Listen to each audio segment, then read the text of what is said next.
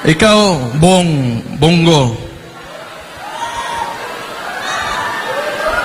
Kumpare ka. Pero kung alam ko lang pala na magkakaganito, yung mga tao, yung nagboto kami, mga Dabawinyo, nagboto kami sa Imuhabong. Kung alam ko lang na ganito lang pala yung gagawin mo, sana hindi na lang. May naalala lang ako.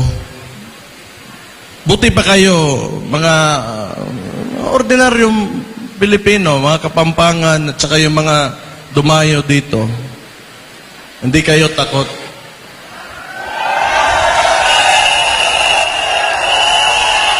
Tingnan natin yung Congress natin ngayon at yung Senado. May maisog ba? Ni isa wala. Sabagay, ang lehislatura, mukhang pera talaga yung mga yan. Sana wag lang sila magalit kasi totoo naman. Mukhang pera na. Hindi siguro lahat, pero mukhang pera yung mga yan. Kasi power, the legislative body is the power of the purse. Diyan dumadaan lahat ng pera eh. So, lahat ngayon, soft projects, katulad nung isang, may video, sa Davao, sa Digos, may binigay na ayuda, kinuha ng barangay yung 8,000, ang binigay doon sa recipient is only 2,000. So, pag soft projects talaga, mabilis lang yan. And they are all funneling the budget on soft projects. So, kayo na bahala mag-isip kung ano yan.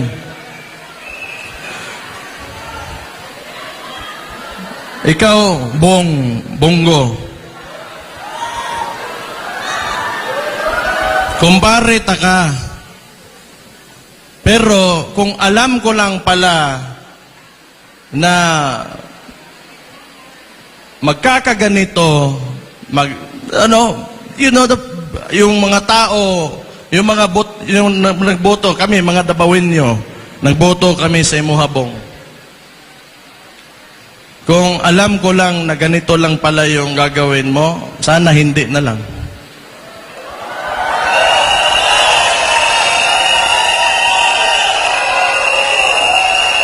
Sa totoo lang, ako, yung iniidolo ko talagang senador, si Miriam Defensor Santiago, the late Miriam. Purya hisgot lang kasi wala na yung tao, pero iniidolo ko talaga. Yun talaga yung hero ko.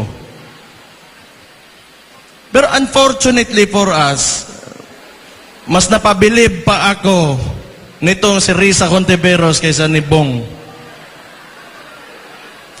Kasi ever since talaga, nasa previous administration, kalaban yan hanggang ngayon consistent yan, at di talaga natatakot yan. Pero, maglalagay tayo ng mga, you have time, pare, Bong, na kahit you have time to redeem yourselves. Ihatag ni, pakita sa MUA that you will stand by the Filipino people. Show your love, yung pagmamahal mo sa bansa, na mas umaapaw pa kaysa sa pagmamahal mo sa sarili mo. Kasi hirap na yung mga tao ngayon. Kaya naman, pramisan ka ng 20 pesos na bigas. Typical na talaga, textbook na scam.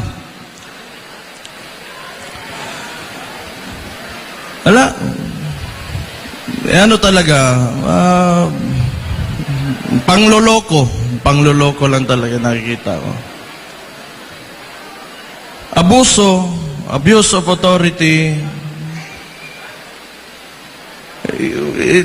lahat ng pinapakita ng administrasyon na to is not a good example, for our current leaders and our future leaders. Kung yan yung pinapakita na ugali, kultura, and ways of handling government, then kawawa naman yung Pilipinas talaga.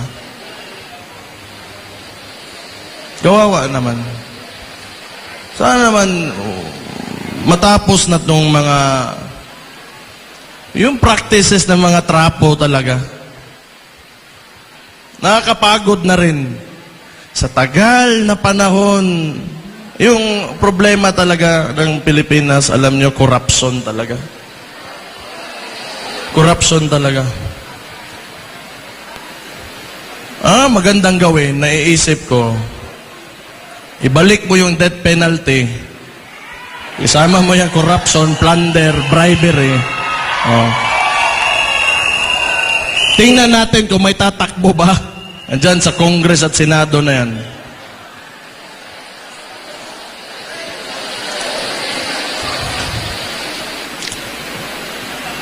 Kung nakikita nga, mga elected officials, ikaw yung boses ng tao eh.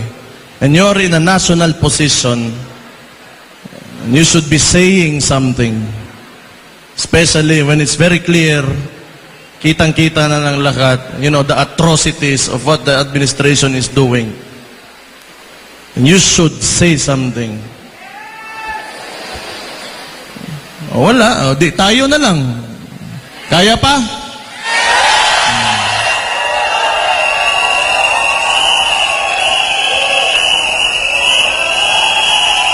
Pero alam nyo, hindi ako naniniwala na hindi kaya talaga ng Pilipino.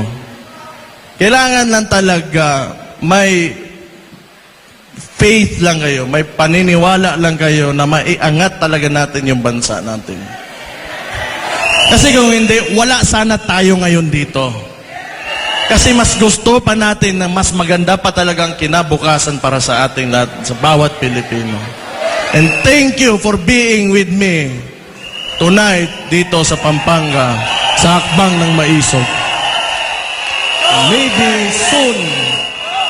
Maybe soon, yung mga anak natin, yung mga our grandkids, yung mga apo natin, they will be living in a better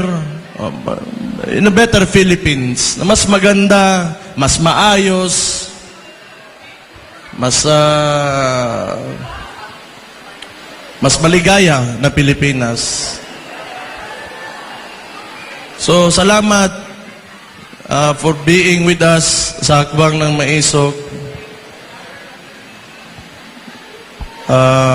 Ituloy nyo lang. We share the same sentiments. Gusto natin ng maayos na kinabukasan at may seguridad para sa mga susunod sa atin. The future generation. Yun talaga yung mahalaga. Someday, hindi na nila pagdaanan pa yung mga dinadaanan natin yan. We should give them, better problems than what we have now. And I think that is the ultimate goal and our ultimate responsibility as parents and as elders sa bansang ito. So, kailangan sama-sama talaga tayo, united tayo with one cause na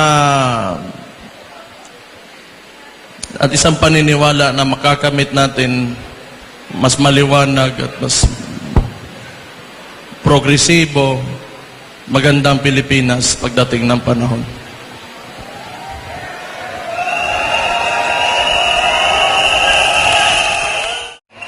Maisog na kababayan. Salamat, sir. Na nagrally sa Angeles. Pasensya na po. Inabot ako ng ayaw ko na lang sabihin kasi napaka-corny. Pero retired na kasi ako at yung pera ko, meron ako. May retirement ako pero pinupuesto ko lang. At yun na kasi ang source of existence ko. Sorry, hindi ako nakapunta. Pero I would like to congratulate you for your gesture to show to the country and to the world that